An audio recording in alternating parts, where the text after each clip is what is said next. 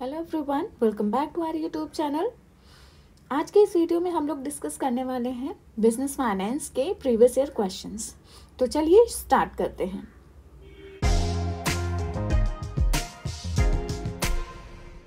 हमारा क्वेश्चन है, which one of the following analysis is suitable for risk return analysis in financial decision. इनमें से कौन सा एनालिसिस फाइनेंशियल डिसीजन में रिस्क रिटर्न एनालिसिस के लिए सुटेबल होता है? CAPM analysis, SWOT analysis, capital gearing, EVA analysis. CAPM होता है आपका capital asset pricing model analysis. SWOT analysis आपका strength, weaknesses, opportunities and threats analysis. और EVA का मतलब होता है आपका इकोनॉमिक वैल्यू एडेड एनालिसिस। तो रिस्क रिटर्न एनालिसिस करने के लिए सबसे ज़्यादा सुइटेबल मानते हैं CAPM एनालिसिस को। CAPM एनालिसिस क्या होता है? एक ऐसा फाइनेंशियल मॉडल होता है जो आपके एसेट या इन्वेस्टमेंट के जो एक्सपेक्टेड रेट ऑफ रिटर्न होता है उसको कैलकुलेट करता है। तो रिस्क रिटर्न एनालिसिस के लिए सबसे सुइटेबल होगा आपका CAPM एनालिसिस।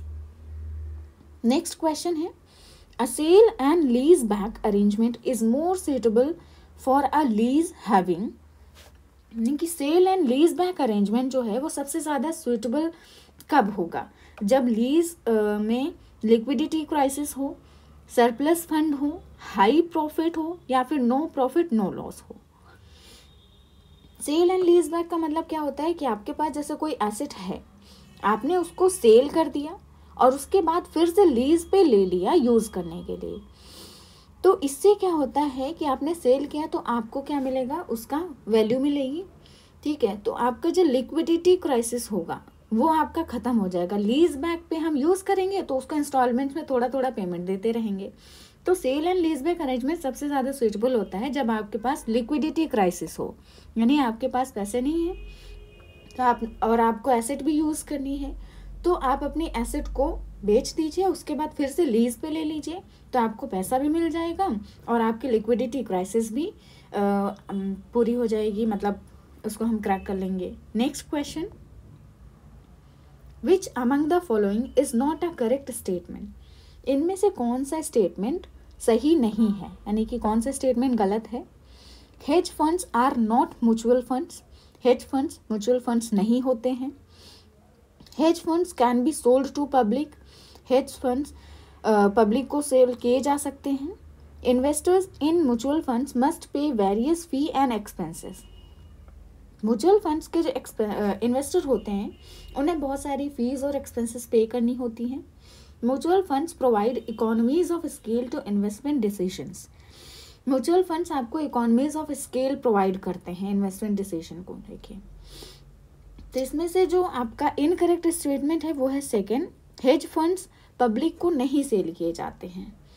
ये प्राइवेट पार्टनरशिप्स होती हैं, जो लोग इन्वेस्टमेंट करते हैं उनका एक अपना ग्रुप होता है, वो उन्हीं को सेल किए जाते हैं जो लोग उसमें इन्वेस्ट करते हैं, पब्लिक के लिए अवेलेबल नहीं होते हैं। नेक्स्ट क्वेश्चन है, capital structure and leverage decisions come in the ambit of. Capital structure और लीवरेज डिसीजंस किसके अंदर आते हैं, किसके स्कोप में आते हैं? Investment decisions, distribution decisions, financing decisions, dividend decisions.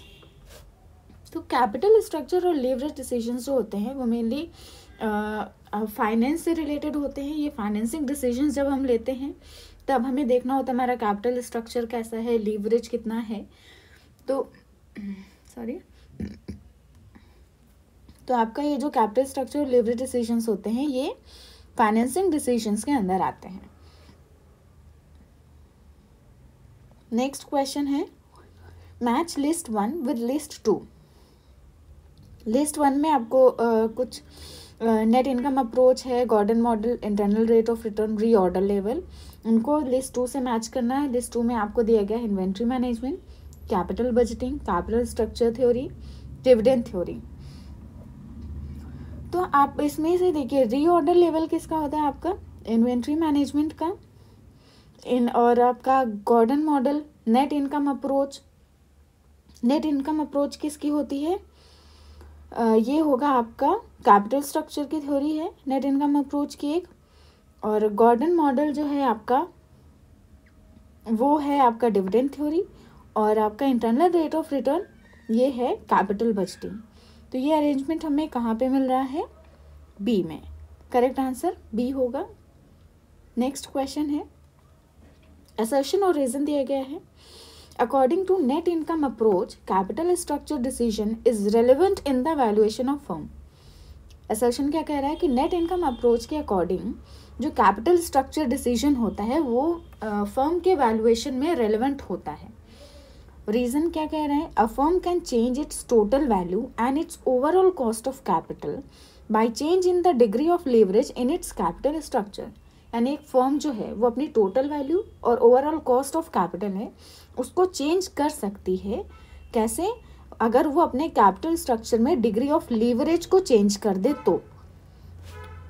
तो यहाँ पे आपका क्या ऑप्शंस हैं कि both A and R are correct and R is the right explanation of A, यानी कि दोनों स्टेटमेंट सही है और जो रीज़न है वो करेक्टली एक्सप्लेन कर रहा है असर्शन को।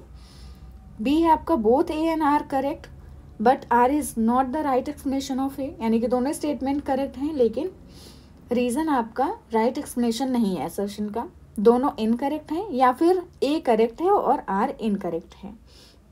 तो यहाँ पे आपका देखिए दोनों ही स्टेटमेंट्स करेक्ट हैं और रीज़न एग्जैक्टली एक्सप्लेन कर रहा है असर्शन को, इसलिए करेक्ट आंसर आपका फर्स्ट होगा। नेक्स्ट क्वेश्चन है, मिलर और model is used in the management of. Miller और मॉडल किसके मैनेजमेंट में यूज़ किया जाता है? इन्वेंट्री मैनेजमेंट, लिवरेज, रिसीवेबल्स या कैश मैनेजमेंट। तो मिलर और मॉडल जो है वो कैश मैनेजमेंट में यूज़ किया जाता है। मिलर और मॉडल में क्या करते हैं, कैश की एक अपर लिमिट और एक लोअर लिमिट सेट कर देते हैं ताकि हम कैश मैनेजमेंट को, कैश को हम बैलेंस कर सकें। Next question, under which of the following situations the decision outcome on evaluation of investment opportunities vary under NPV and IRR method per se. पर से का मतलब होता है कि इंडिविजुअली, यानी कि ये डिपेंडेंट नहीं है, इंडिपेंडेंट है, कोई और फैक्टर इनको अफेक्ट नहीं कर रहा है, कोई भी फैक्टर और ऐसा नहीं है कि जो एनपीवी और आईआरआर मेथड को अफेक्ट करेगा। तो ये जो सिचुएशंस दी गई हैं, ये सारी सिचुएशंस दी गई हैं, इनमें से कौन सी ऐसी सिचुएशन है जिसमें हम अगर इन्वेस्टमेंट अपॉर्चुनिटीज़ को इवेलुएट कर रहे हैं दोनों मेथड से, एनपीवी मेथड भी लगा रहे हैं और आईआरआर मेथड भी लगा रहे हैं, तो दोनों मेथड लगाने के बाद जो आउटकम होगा वो अलग अलग होगा दोनों मेथड का। एनपीवी का रिजल्ट कुछ और होगा, आईआरआर का कुछ और होगा। तो वो कौन सी सिचुएशन होंगी जिसमें से ये होगा? Time disparity, cost disparity, life disparity या volume disparity. Correct combination choose करना है, A and D, B and D, ठीक है, ए बी सी या फिर बी सी डी। तो यहाँ पे जो आपका क्या कहते हैं, पहले तीन है, टाइम डिस्पैरिटी, कॉस्ट डिस्पैरिटी और लाइफ डिस्पैरिटी। ये तीनों ही सिचुएशंस में एनपीवी और आईआरआर का जो रिजल्ट होगा वो अलग अलग होगा, इसलिए करेक्ट आंसर हमारा क्या होगा? सी होगा। वॉल्यूम डिस्पैरिटी में इनका आंसर सेम आएगा। Next question, combined leverage can be used to measure the relationship between. Combined leverage use किया जाता है किसके बीच के रिलेशनशिप को मेजर करने में? EBIT and EPS, sales and EPS, sales and EBIT, PAT and EPS. तो कंबाइंड लीवरेज का फॉर्मूला क्या होता है? ये होता है हमारा कंट्रीब्यूशन अपॉन, क्या होता है? पीबीटी, या हम इसको कह सकते हैं सेल्स अपॉन ईपीएस। तो यहाँ पे किसकी रिलेशनशिप देखी जा रही है? सेल्स और ईपीएस की। करेक्ट आंसर आपका बी होगा। नेक्स्ट क्वेश्चन है, sales of a firm are 40 lakhs, variable cost 10 lakhs, fixed cost 15 lakhs और इंटरेस्ट 5 lakhs है। Combined leverage of the firm will be. Combined leverage का क्या फॉर्मूला होता है? अभी बताया ना, कंट्रीब्यूशन अपॉन पीबीटी या ईबीटी, अर्निंग बिफोर टैक्स, फिर प्रॉफिट बिफोर टैक्स कह सकते हैं। सी आपका कंट्रीब्यूशन है। कंट्रीब्यूशन कैसे आता है? Sales minus variable cost. Sales है आपकी 40 lakhs, वेरिएबल कॉस्ट है 10 lakhs, कंट्रीब्यूशन कितना आया? 30। EBT यानी कि अर्निंग बिफोर टैक्स। अब टैक्स तो यहाँ पे है ही नहीं, तो अर्निंग बिफोर टैक्स क्या होगी, सेल्स में से हम वेरिएबल कॉस्ट, फिक्स्ड कॉस्ट और जो इंटरेस्ट चार्जेस हैं वो माइनस कर देंगे। ठीक है, 40 लाख में वेरिएबल कॉस्ट हमने माइनस कर दी, 30 आया, 30 में आपका ये फिक्स्ड कॉस्ट 15 लाख और इंटरेस्ट 5 लाख, 20 लाख और माइनस कर दीजिए 30 में से, तो बचा कितना 10, तो आपका कंबाइंड लीवरेज आ जाएगा 3। Next question, which of the following source of finance has an implicit cost of capital. इनमें से जो सोर्स ऑफ फाइनेंस के दिए गए हैं, इनमें से किस सोर्स ऑफ फाइनेंस की कॉस्ट इम्प्लिसिट होती है, यानी कि उसमें इम्प्लिसिट कॉस्ट ऑफ कैपिटल होगी, अपने आप में कॉस्ट होती है उसकी, वो दिखती नहीं है। Equity share capital, preference share capital, debentures, retained earnings. अब यहाँ पे जैसे इक्विटी शेयर कैपिटल है, डिविडेंड दिया जाता है इनको, ठीक, प्रेफरेंस को डिविडेंड दिया जाता है, डिबेंचर्स को इंटरेस्ट दिया जाता है, तो ये तो एक्सप्लिसिट कॉस्ट हो गई। रिटेन्ड अर्निंग्स में इम्प्लिसिट कॉस्ट होती है। करेक्ट आंसर आपका टी होगा। नेक्स्ट क्वेश्चन है, which of the following variables is not known in internal rate of return method of capital budgeting. Capital budgeting का जो मेथड है internal rate of return IRR, इसमें से कौन सा वेरिएबल IRR में हमें पता नहीं होता है, नोन नहीं होता है।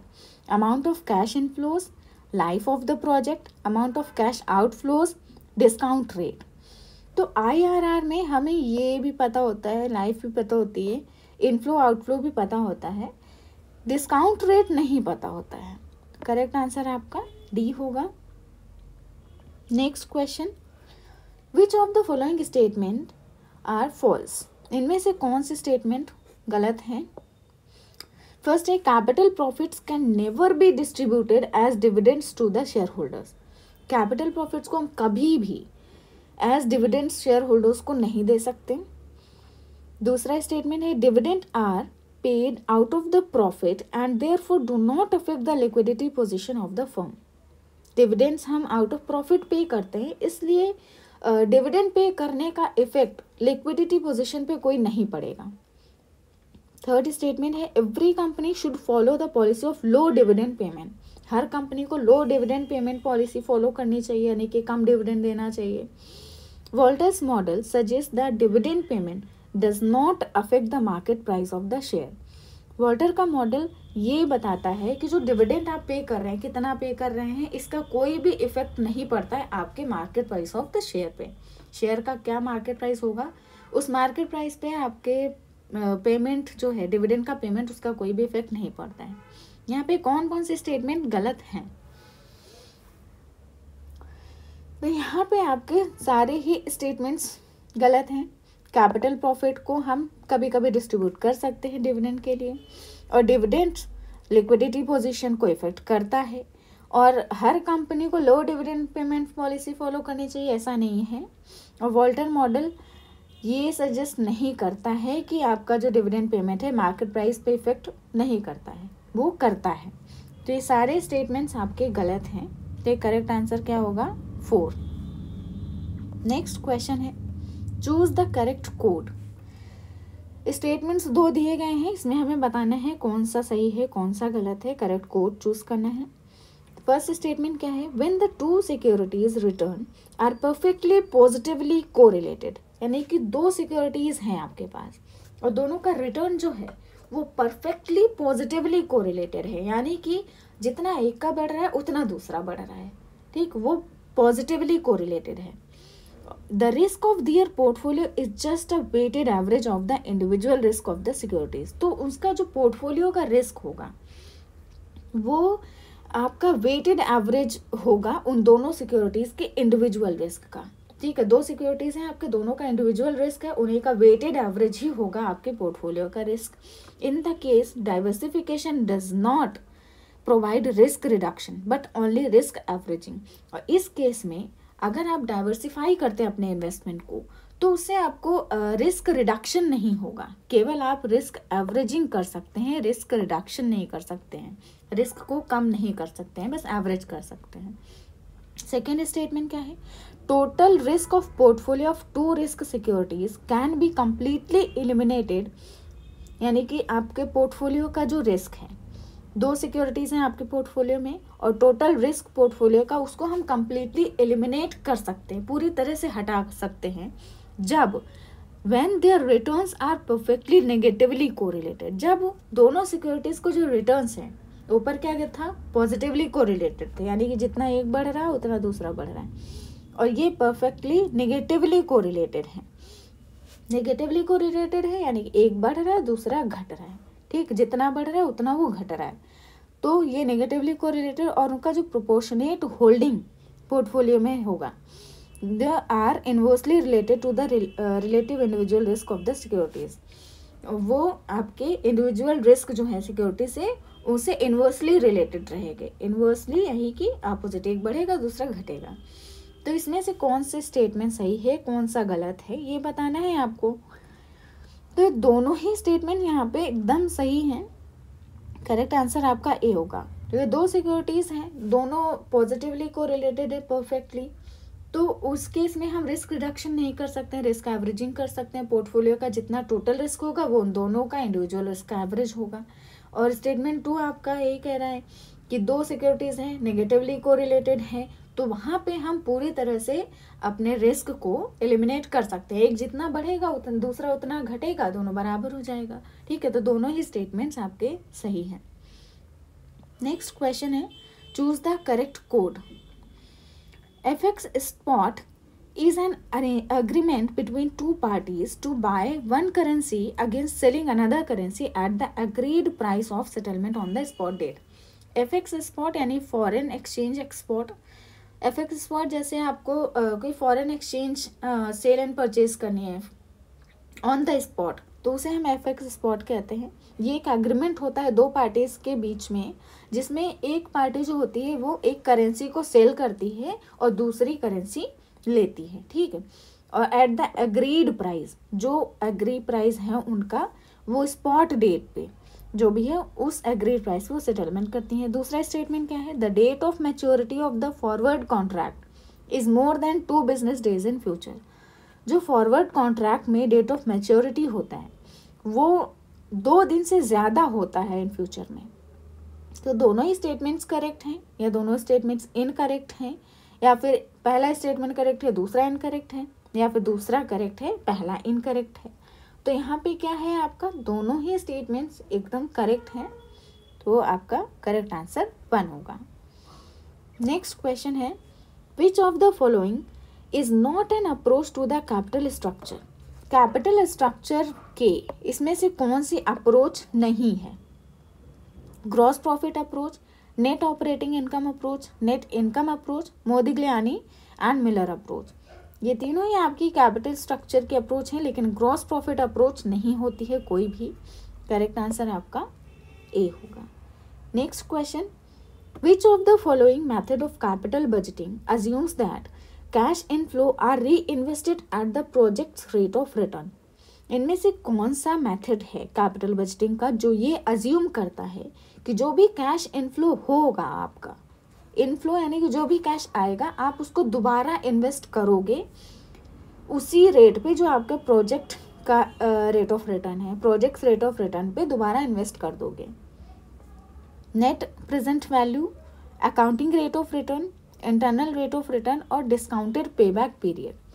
तो ये जो आपका क्या कहते हैं इंटरनल रेट ऑफ रिटर्न जो होता है मेथड IRR, उसमें ये अज्यूम करके चलते हैं कि जो भी आपका इनफ्लो होगा हम उसको दोबारा से इन्वेस्ट करेंगे, जो भी प्रोजेक्ट का रेट ऑफ रिटर्न होगा उसी रेट पे।